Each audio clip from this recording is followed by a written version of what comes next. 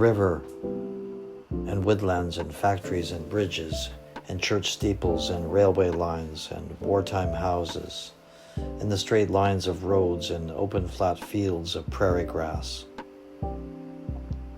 This is Windsor. This is our song, our album, our way of viewing the world that sets us apart from the rest of the country. We live in a kind of upside-down world looking north to the United States when the rest of the country speaks about what's below the border. We are below the border. We are the Deep South. We love our whiskey and we love our cars, and we have a history, but we rarely tell anybody about it. We are a city of endless stories. And if you walk in the open parkland here, you might stumble over abandoned sidewalks from subdivisions that were never built. You might pause at the water's edge and eye the sprawl of smokestacks across the river. You might ride over the bridge and look back at the sleepy nest of homes and shops and schools and churches and factories. And you might witness the change in seasons merely by standing at the river, watching the ice break away in the mirrored image of Detroit's skyline, or the splash of red as the summer sun dips below the bridge.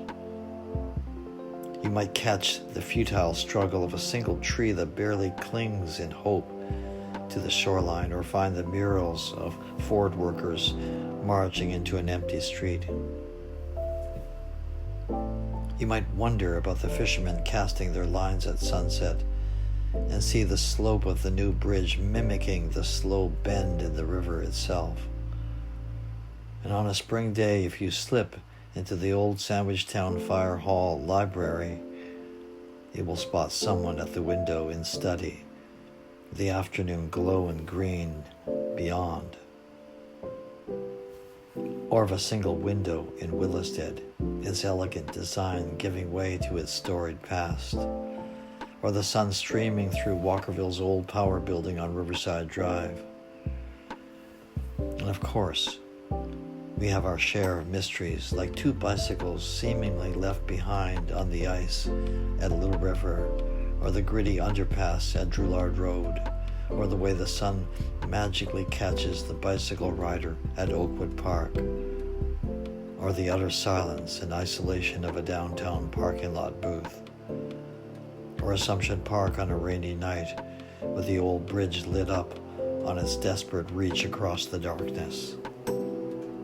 And there are surprises, like turning around in a nearby wood to see this tree in all its glory announcing the start of autumn. This is Windsor. We have a story. We have something to say. We have something to show you. But we want to test your imagination. We want you to think out loud. We want you to witness a different side of life here on the South Shore. And no matter where you go, there is always the river. And it somehow finds its way into our talk. And maybe not always in any metaphorical sense, but certainly most often in navigational directions. And in most cases, we prefer simply to stay silent and let people wonder. And that's what it's like to live on the South Shore. The river defines us. It's that horizontal line that we reach for when we lose our way.